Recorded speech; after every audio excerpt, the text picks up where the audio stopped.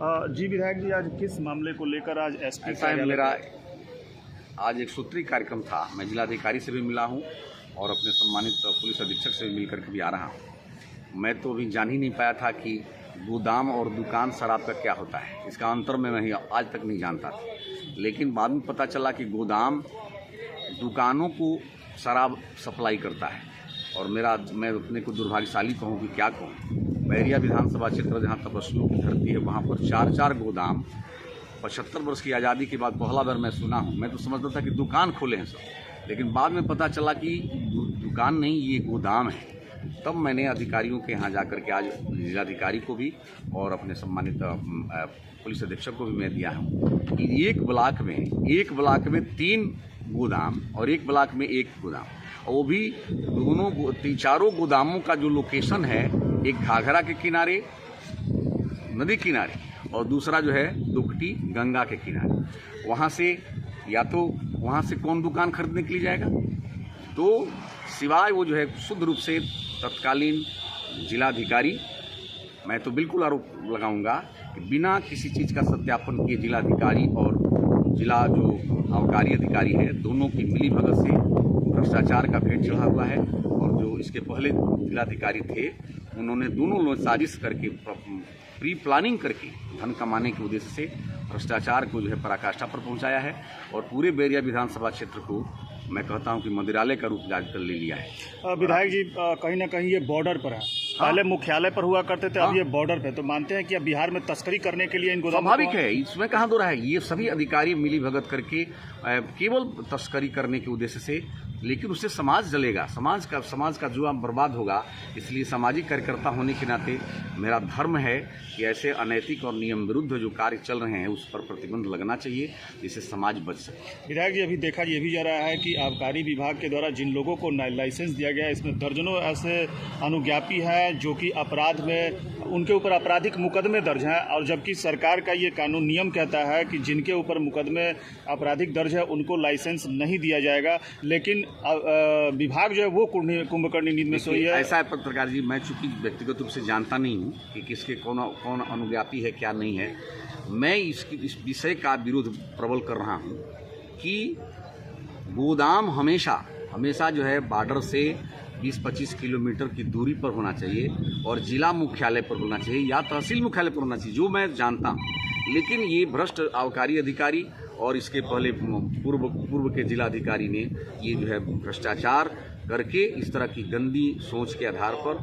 और द्वाबा को जलाने का प्रयास किया है। लेकिन मेरा प्रयास होगा कि जो नियम विरुद्ध गोदाम वहाँ पर स्वीकृति दिए हैं लोग, उसको मैं कुछ योगी जी से भी जरूरत होगा तो मिल करके इसको प्रयास करूंगा कि भाई इसको। तो क्या ऐसे विभागीय अधिकारियों पर कार्रवाई होनी चाहिए जो नहीं, शुद्ध रूप से जिला आबकारी अधिकारी पर तो बिल्कुल दंडात्मक कार्रवाई होनी चाहिए। भाई नियम विरुद्ध कभी भी गंगा किनारे और घाघरा किनारे और गंगा किनारे गोदाम का क्या उचित है भाई।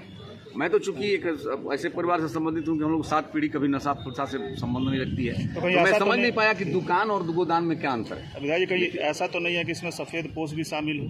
देखिए, अब ये चूंकि मैं इसलिए नहीं कह सकता हूँ, लेकिन निश्चित रूप से कहीं ना कहीं से होगा, इसमें कोई दो राय नहीं है। भगवान कम से कम द्वाबा को बचावे। मैं तो जिलाधिकारी, वर्तमान जिलाधिकारी महोदय और सम्मानित पुलिस अधिकारी महोदय से भी निवेदन करने के लिए आज पत्र दे दिया हूं कि भाई नियम विरुद्ध यदि गोदाम चल रहा है गंगा किनारे और घाघरा किनारे, नरई वाली कार्रवाई तो बैरिया में होनी चाहिए, बिल्कुल होनी चाहिए। उससे भी बदतर स्थिति हो जाएगी महाराज।